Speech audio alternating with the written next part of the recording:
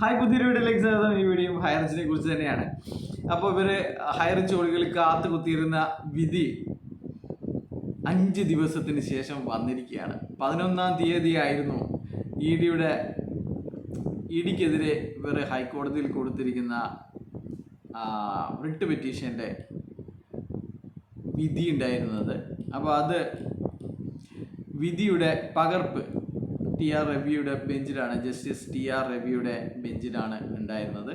അപ്പോൾ അതിൻ്റെ വിധി കിട്ടിയാൽ മാത്രമേ നമ്മൾ വിശ്വസിക്കുകയുള്ളൂ. അല്ലാതെ 24 ന്യൂസിൽ പറയുന്നതോ അല്ലെങ്കിൽ ഇത് ലൈവായിട്ട് കേട്ടവർ പറയുന്നതോ വിശ്വസിക്കില്ല. നമ്മൾ വിധിയുടെ പകർപ്പ് കിട്ടിയാലേ വിശ്വസിക്കൂലൂ എന്ന് പറഞ്ഞ് ഒരുപാട് ആൾക്കാർ വീഡിയോ ഒക്കെ ചെയ്തിട്ടുണ്ടായിരുന്നു, ഹൈറേഞ്ച് ലീഡർമാരൊക്കെ.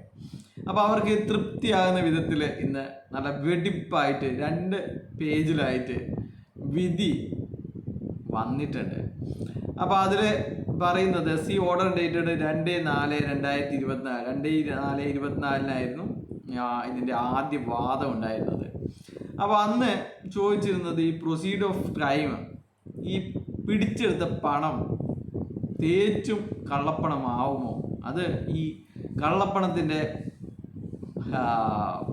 ഡെഫിനിഷനിൽ വരുമോ, അല്ലെങ്കിൽ ഈ FIR ഉള്ള പണം മാത്രമാണോ ഇങ്ങനെ ഫ്രീസ് ചെയ്ത് വെക്കേണ്ടത് എന്നാണ്.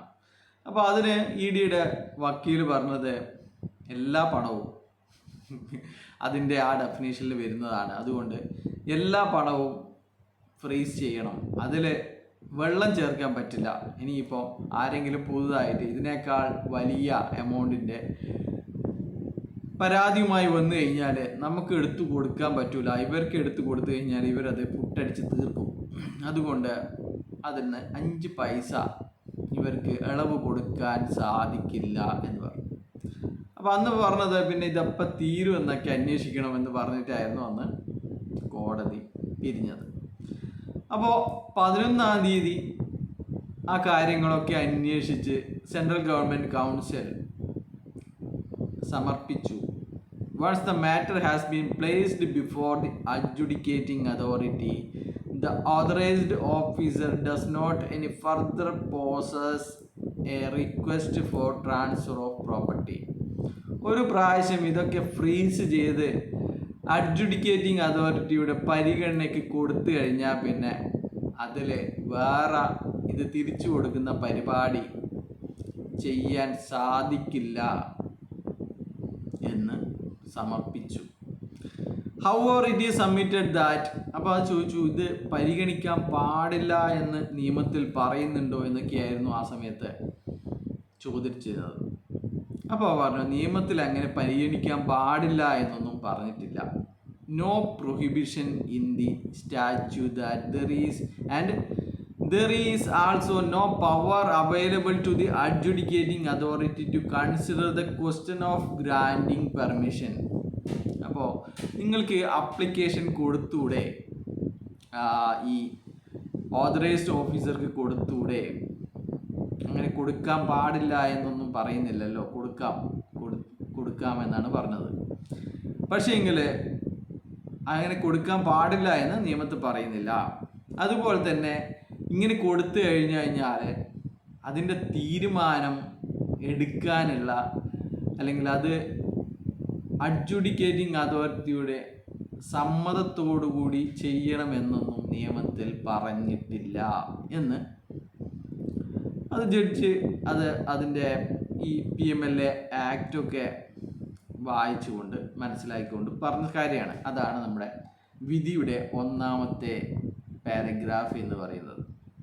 അപ്പോൾ ഒരു പ്രാവശ്യം ഇത് അഡ്ജുഡിക്കേറ്റിംഗ് അതോറിറ്റിയിൽ കൊടുത്തു കഴിഞ്ഞാൽ നമ്മൾ വേറെ ഒന്നും പണിയെടുക്കേണ്ട ആവശ്യമില്ല. ബാക്കിയെല്ലാം അഡ്ജുഡിക്കേറ്റിംഗ് അതോറിറ്റിയാണ് ചെയ്യുന്നത്. അതുപോലെ തന്നെ ഇവർക്ക് ഇനി നമുക്ക് പിടിച്ച പൈസ നമുക്ക് തിരിച്ചു തരണം എന്നൊക്കെ പറഞ്ഞിട്ട് ലെറ്റർ കൊടുക്കാൻ പാടില്ല എന്ന് നിയമത്തിൽ പറയുന്നില്ല.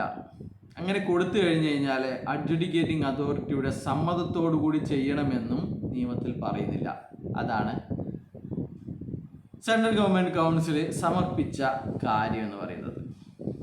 2-ാമത്തെ പാരഗ്രാഫിൽ പറയുന്നത് since the matter is already before the adjudicating authority, ഈ കാര്യങ്ങൾ അഡ്ജുഡിക്കേറ്റിംഗ് അതോറിറ്റിയുടെ സജീവ പരിഗണനയിലായതിനാൽ there will be direction to the adjudicating authority to consider and pass orders. ഇതൊന്ന് പ്രത്യേകം ശ്രദ്ധിക്കണം.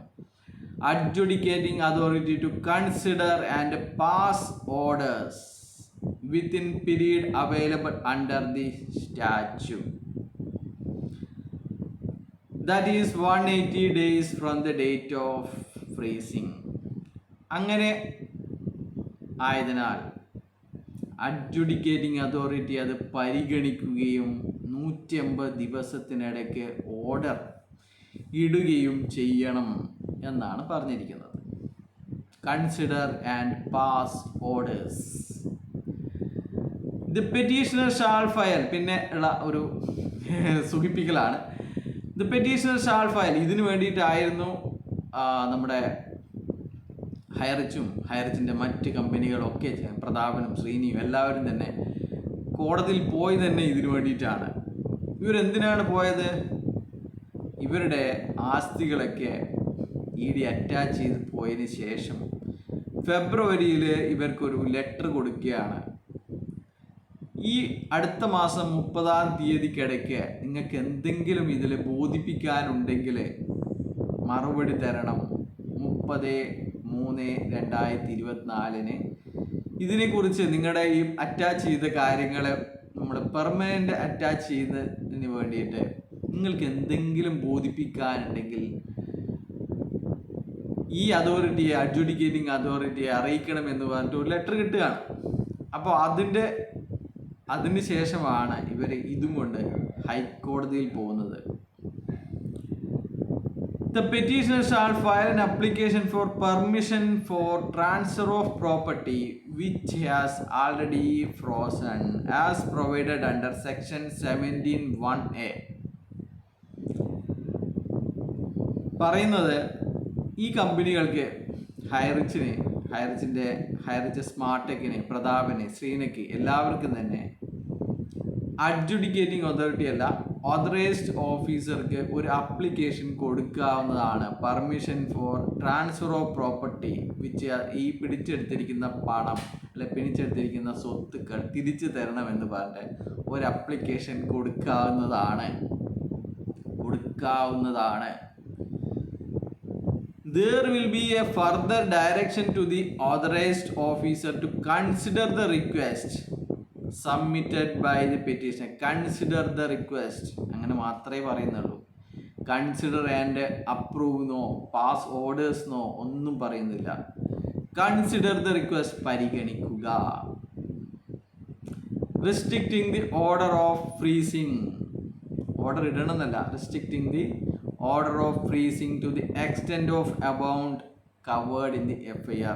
FIR-ൽ പറഞ്ഞിരിക്കുന്ന എമൗണ്ടിൽ റിസ്ട്രിക്റ്റ് ചെയ്യാൻ പറ്റുമോ എന്ന് പരിഗണിക്കുക. Which has already FIR already register ചെയ്ത FIR-ൽ പറഞ്ഞിരിക്കുന്ന എമൗണ്ടുകളിൽ റിസ്ട്രിക്റ്റ് ചെയ്തിട്ട് ഓർഡർ ഇടാൻ പറ്റുമോ എന്ന് പരിഗണിക്കുക. Necessary information shall be provided to the adjudicating authority. Necessary information adjudicating authority അറിയിക്കണം. എന്താണ്, ഇങ്ങനെ ഒരു ആപ്ലിക്കേഷൻ കിട്ടിയിട്ടുണ്ട് എന്നുള്ള അവരെ അറിയിക്കണം. Consideration of application shall be done within 1 month. Consideration of application, ആ ആപ്ലിക്കേഷൻ പരിഗണിക്കുന്നത്, ഓർഡർ ഇടണമെന്നൊന്നും പറയുന്നില്ല, പരിഗണിക്കുന്നത് shall be within 1 month from the date of receipt of these judgement.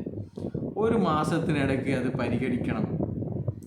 നമുക്കിവിടെ അറിയാം considered and approved, considered and rejected, അല്ലെ considered, ordered, അങ്ങനെ പല കാര്യങ്ങളുണ്ട്. കൺസിഡർ എന്ന് പറഞ്ഞു കഴിഞ്ഞാൽ വെറും പരിഗണിക്കുക. അവർ ഇങ്ങനെ വരുന്നുണ്ട്, അവർ ഒന്ന് അല്ലേ ആ ഒരു ലെറ്ററിനെ ഒന്ന് മാനിക്കണം എന്ന് മാത്രമേ പറയുന്നുള്ളൂ. അല്ലാതെ അവർക്ക് ആപ്ലിക്കേഷൻ കൊടുക്കാമെന്നും ആപ്ലിക്കേഷൻ പരിഗണിക്കാമെന്നും മാത്രമാണ് ഇതിൽ പറയുന്നത്. ഇതിനെയാണ് നമ്മുടെ അയ്യൂബ് ഖാൻമാരെ എന്താണ് ഹൈറിച്ച് നിയമപരം എന്ന് പറഞ്ഞിട്ട് നമുക്കറിയാലോ, ഡിസംബർ 23 ഇവർ അടിച്ചിറക്കിയ കാര്യമാണ്, വെടിപൊട്ടിച്ചിട്ടും ഒക്കെ ഉണ്ടാക്കിയെന്ന കാര്യമാണ്. ഹൈറിച്ച് നിയമപരം എന്ന് ഹൈക്കോടതി മനോരമയുടെ ഫോണ്ടിലും മാതൃഭൂമിയുടെ ഫോണ്ടിലും ഒക്കെ അടിച്ചിറക്കിയ കാര്യമാണ്. ഇപ്പോൾ വന്നിരിക്കുന്ന മെസ്സേജുകൾ, വോയിസ് നോട്ടുകളെല്ലാം തന്നെ വന്നിരിക്കുന്നത് ED പിടിച്ചെടുത്ത പണം തിരിച്ചു കൊടുക്കാൻ ഹൈക്കോടതി പറഞ്ഞു എന്ന് പറഞ്ഞിട്ടാണ്. ED പിടിച്ചെടുത്ത പണം തിരിച്ചു കൊടുക്കാൻ ഹൈക്കോടതി പറഞ്ഞു എന്നൊക്കെയാണ് ഇവർ പടച്ചു വിടുന്നത്.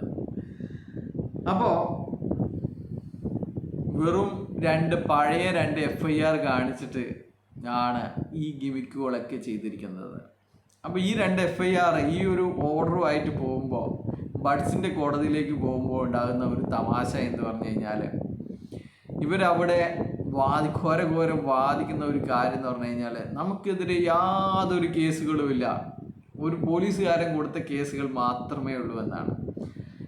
ഇവർ ഈ കേസിന് വേണ്ടിയിട്ടാണെങ്കിലും 2 FIRകൾ, മറ്റ് 2 FIR ബത്തേരിയിലെയും എറണാകുളത്തെയും 2 FIRകൾ ചേർത്തിട്ടുണ്ട്. അതിനുശേഷം നിരവധി FIRകൾ, ഇതിനേക്കാൾ വലിയ തുകയുടെ FIRകളൊക്കെ വന്നിട്ടുണ്ട്. എന്നാലും ഇവർ സത്യവാങ്മൂലം കൊടുത്തത് നമ്മൾ കമ്പനിക്കെതിരെ യാതൊരു FIRകളും നിലവിലില്ല, ആരും തന്നെ പരാതി നൽകിയിട്ടില്ല എന്നാണ്. അപ്പോൾ ഇത് കാണിച്ചാൽ തന്നെ അതിലൊരു തീരുമാനമാവും എന്നാണ് പറയാനുള്ളത്.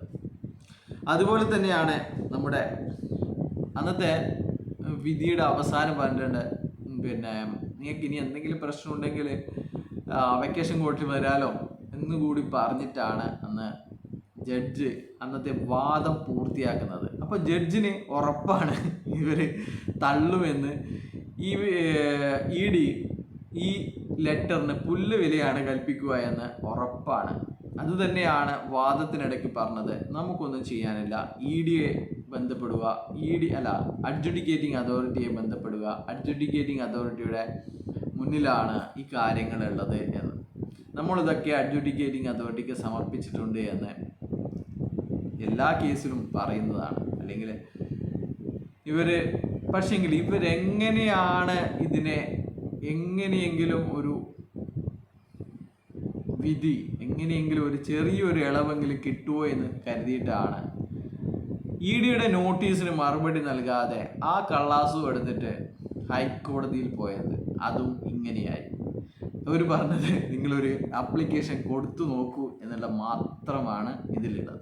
അല്ലാതെ ഇത് ഹൈക്കോടതി ഇവർക്ക് EDയുടെ പണം തിരികെ കൊടുക്കണം, ED പിടിച്ചു വെച്ച പണം തിരികെ കൊടുക്കണം എന്നൊന്നും ഈ വിധിയിലില്ല.